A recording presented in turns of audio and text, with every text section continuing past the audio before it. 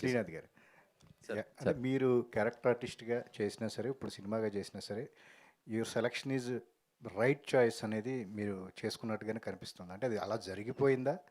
మీ selection ఎలాగా? అలా జరిగిందని నమ్ముతాను సార్ ప్రస్తుతానికైతే.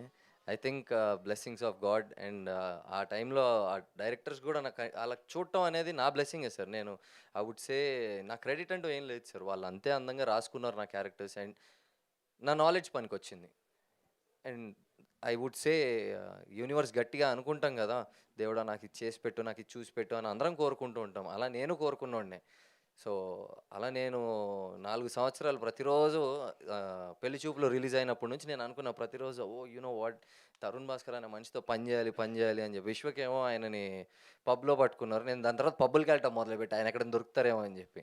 నాకు అలా దొరకకపోయినా 4 ఇయర్స్ తర్వాత ఇప్పుడు పిలిచి ఈఎన్ఈలో పెట్టుకున్నారు. సో, ఐ వుడ్ సే ప్రకృతి అనేది ఉంటదని నా నమ్మకం సార్. యెస్. మీ టైం వచ్చింది అన్నందుకు చాలా ఆనందపడుతూ చెప్పారు అవును సార్. తరుణ్ గారు గూడా. మీరంటే హీరోగానే గాకుండా ఈవెన్ క్యారెక్టర్ ఆర్టిస్ట్‌గా కొనసాగుతారా? వస్తే గనక ఎట్లా మీ కెరీర్ అనేది ఎలా ఉండబోతుంది ఇక? Sir, end of the day I want to be part of cinema sir. అది cinema is not a competition sir. It's a contribution. నేను అన్నిటికీ రెడీగా ఉన్నా సార్. ఐ హావ్ టు ఒక మంచి సినిమాలో అద్భుతమైన పాత్ర వస్తే ఎందుకు వదులుకోవటం సార్?